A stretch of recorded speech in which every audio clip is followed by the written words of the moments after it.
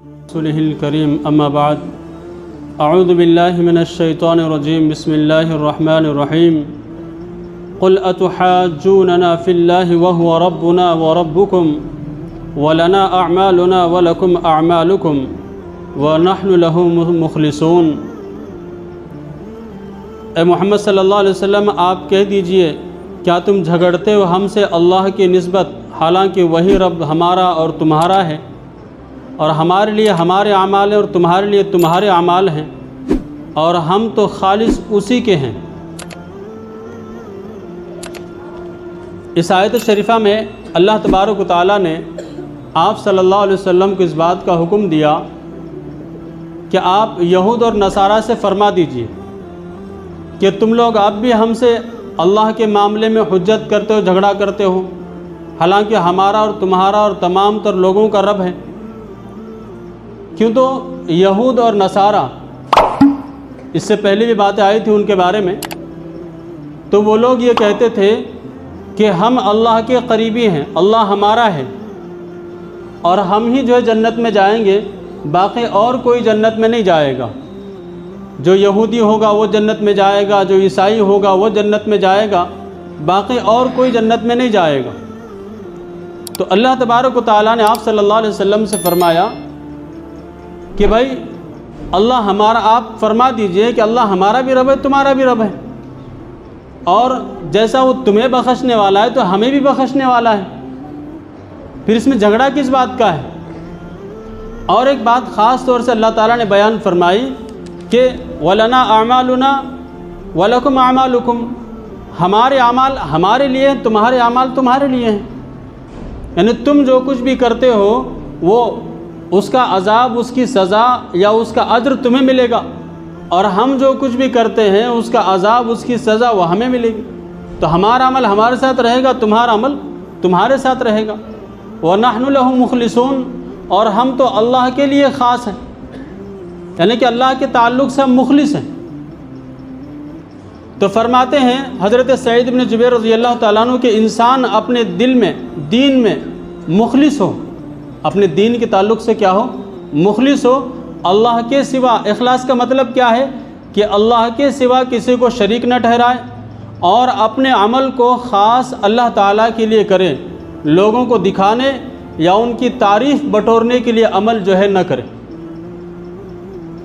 جو انسان خالص اللہ کے لیے عمل کرتا ہے تو اللہ تبارک و تعالیٰ اسی عمل کو قبول فرماتے ہیں۔ نسائی کی ایک روایت ہے جس میں حضرت ابو امامہ باہلی رضی اللہ تعالیٰ عنہ راوی ہیں، فرماتے نبی کریم صلی اللہ علیہ وسلم نے ارشاد فرمایا اللہ تعالیٰ نے اللہ تعالیٰ اعمال میں صرف اسی عمل کو قبول فرماتے ہیں جو خالص اللہ تعالیٰ کے لیے ہو، اور اس کے علاوہ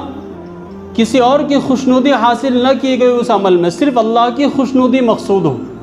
تو اسی عمل کو اللہ تعالیٰ قبول فرماتے ہیں۔ اور ایک قبیلہ اسلم کے صحابی ہیں جو کہ بیہقی کی روایت ہے، فرماتے ہیں رسول اللہ صلی اللہ علیہ وسلم سے ایک صاحب نے پکار کر کے پوچھا کہ یا رسول اللہ ایمان کیا چیز ہے؟ تو آپ صلی اللہ علیہ وسلم نے فرمایا کہ ایمان اخلاص ہے۔ اور اخلاص، بعض بزرگ فرماتے ہیں کہ اخلاص ایک ایسا عمل ہے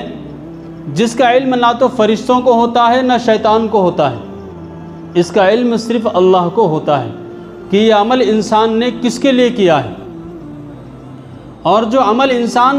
خالص اللہ کو راضی کرنے کے لیے کرتا ہے تو اس کا بدلہ اللہ تبارک و تعالی ضرور عطا فرماتے ہیں۔ جیسے ایک بخاری کی روایت ہے جس میں آپ احباب نے بھی بہت عبرت آموز واقعہ ہے، سنا ہوگا آپ حضرات نے بھی،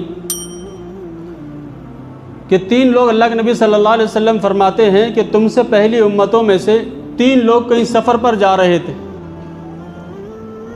تو راستے میں بارش ہو گئی، تو ان لوگوں نے بارش سے بچنے کے لیے ایک غار میں یعنی گفا میں پناہ لی۔ غفا میں پناہ لینے کے بعد اتفاق سے ایسا ہوا کہ ایک بڑا سا پتھر آ کر کے گفا کے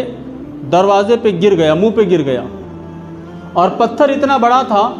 کہ اس پتھر کو تینوں لوگ مل کے ہٹا نہیں سکتے تھے، اتنا بڑا پتھر۔ اب غار تو بند ہو گیا، نکلنے کا راستہ بند ہو گیا، اب نکلے کیسے؟ تینوں بھی پریشان۔ تو ایک بندہ اس میں سے کہنے لگا کہ دیکھو ہم یہاں سے نکل تو نہیں سکتے، صرف اللہ کی ذات ہے جو ہمیں یہاں سے نکال سکتی ہے، لہٰذا اپنا ایسا عمل، ایسا نیک عمل جو تم نے خالص اللہ کے لیے کیا ہو، اللہ کے سامنے پیش کرو اور اس کے بدلے میں اللہ سے دعا کرو، اللہ تعالیٰ اس کو قبول فرمائیں گے۔ تو تینوں میں سے ایک کہنے لگا کہ اللہ تو جانتا ہے کہ میرے والدین بوڑھے ہیں، کمزور ہیں، اور میں جب بھی پہلے دودھ نکالتا ہوں جانوروں کا تو اپنے ماں باپ کو پلائے بغیر میں اپنے بچوں کو، اپنی بیوی کو، کسی کو نہیں پلاتا۔ ایک مرتبہ میں جانور چراتے چراتے دور نکل گیا، ذرا آنے میں دیر ہو گئی، تو جب میں آیا تو دیکھا کہ والدین میرے سو چکے تھے، لیکن پھر بھی میں نے جانوروں کا دودھ دھویا، دودھ نکالا، اور نکال کر کے جب لے کر کے آیا ماں باپ کے کمرے میں تو دیکھا کہ وہ ابھی بھی سو رہے ہیں۔ تو میں وہ دودھ کا پیالہ ویسے ہی پکڑ کر کے کھڑا ہو گیا ہاتھ میں، اور جب تک کہ میرے ماں باپ اٹھتے نہیں، حالانکہ میرے بچے میرے پیروں میں آ کر کے لڑنے لگے بھوک کی وجہ سے، نہ میں نے غلاموں کو دودھ دیا، نہ بچوں کو دیا، نہ بیوی کو دیا، میں پیالہ ویسے ہی پکڑ کر کے کھڑا رہا، اور صبح ہو گئی۔ جب ماں باپ بیدار ہوئے تو انہوں نے دیکھا کہ میں نے دودھ کا پیالہ لے کر کے کھڑا ہوا ہے، تو وہ خوش ہوئے، اور انہوں نے جو ہے وہ دودھ میرے ہاتھ میں سے لے کر کے پیا، تو انہوں نے شام کا دودھ لے کر کے میرے ہاتھ سے پیا۔ تو اللہ اگر یہ عمل میں نے خالص تیرے لیے کیا ہے تو تو ہمیں اس غار سے نجات عطا فرما اور اس پتھر کو ہٹا۔ اللہ کے نبی فرماتے ہیں کہ تھوڑا سا پتھر ہٹ گیا، لیکن ابھی باہر نہیں نکل سکتے تھے۔ اس میں سے دوسرا بندہ کہنے لگا کہ اللہ آپ جانتے ہیں کہ میری ایک ہمسایہ تھی، یعنی پڑوسی تھی، میں اس سے بہت محبت کرتا تھا، اور میں چاہتا تھا کہ میں اس سے اپنی نفسانی خواہش کو پورا کروں، لیکن وہ مانتی نہیں تھی۔ لیکن ایک مرتبہ ایسا ہوا کہ قحط سالی آ گئی، قحط پڑ گیا، اور اس قحط نے اسے میرے پاس آنے پر مجبور کر دیا۔ وہ قحط سے مجبور ہو کر کے میرے پاس آئی، تو میں نے اس سے کہا کہ میں تجھے 120 درہم دیتا ہوں، تو وہ لے لے اور میری خواہش کو جو ہے پورا کر۔ کہتے ہیں وہ آئی، اور آنے کے بعد جو ہے وہ لیٹ گئی، اور میں اس کے اوپر بیٹھ گیا اپنی خواہش کو پورا کرنے کے لیے۔ میں اپنی خواہش کو پورا ہی کرنا چاہتا تھا، تو وہ رونے لگی اور کہنے لگی کہ اللہ کے لیے اس مہر کو نہ توڑ جس کا تو حقدار نہیں ہے۔ تو کہتے ہیں کہ میں فوراً وہاں سے ہٹ گیا، اور وہ 120 درہم بھی میں نے، دینار بھی اس کو دے دیے، اور کہا کہ یہ تو لے کے جا، اور میں وہاں سے دور ہو گیا۔ تو اللہ یہ عمل اگر خالص میں نے تجھے راضی کرنے کے لیے کیا ہے تو تو ہمیں نجات عطا فرما۔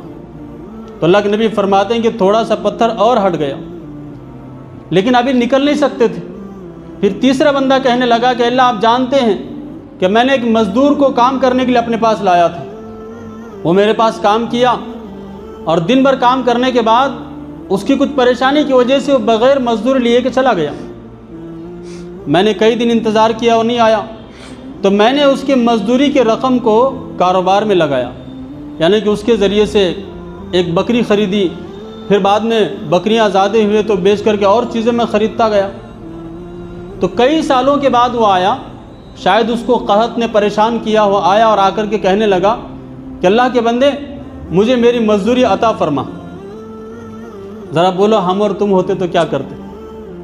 بھئی وہی 500-400 روپے جو ہے 1000 روپے وہ دے کے چھوڑ دیتے۔ لیکن یہ اللہ کا بندہ کہنے لگا کہ یہ جو ریوڑ دکھ رہا ہے، یہ بکریاں ہیں، یہ گائے ہیں، یہ بیلی ہیں، جتنے بھی جانور تجھے نظر آ رہے ہیں، یہ سب لے کے جا، یہ سب تیرا ہے۔ تو وہ کہنے لگا اللہ کے بندے میرے ساتھ مذاق مت کر۔ تو اس نے کہا کہ میں مذاق نہیں کر رہا ہوں، بلکہ میں حقیقت بیان کر رہا ہوں کہ میں نے تیری مزدوری کے پیسے کو کاروبار میں لگایا تھا، اور اس کے نفع میں یہ چیزیں ہوئی ہیں، یہ سب کچھ تیرا ہے۔ تو وہ کہتا ہے کہ اللہ میں نے اسے سب کچھ دے دیا، یہاں تک کہ اس نے پورا لے لیا، کچھ بھی نہیں چھوڑا۔ تو یہ عمل اگر میں نے تجھے راضی کرنے کے لیے کیا ہے تو اللہ ہمیں اس غار سے نجات عطا فرما۔ تو اللہ کے نبی صلی اللہ علیہ وسلم فرماتے ہیں کہ غار سے پتھر ہٹ گیا اور یہ تینوں جو ہے باہر نکل گئے۔ تو ہماری زندگی میں کوئی ایسا نیک عمل ضرور ہونا چاہیے جس کو صرف ہم اور ہمارا رب جانتے ہوں، کوئی نہ جانتا ہو، اور جو بندہ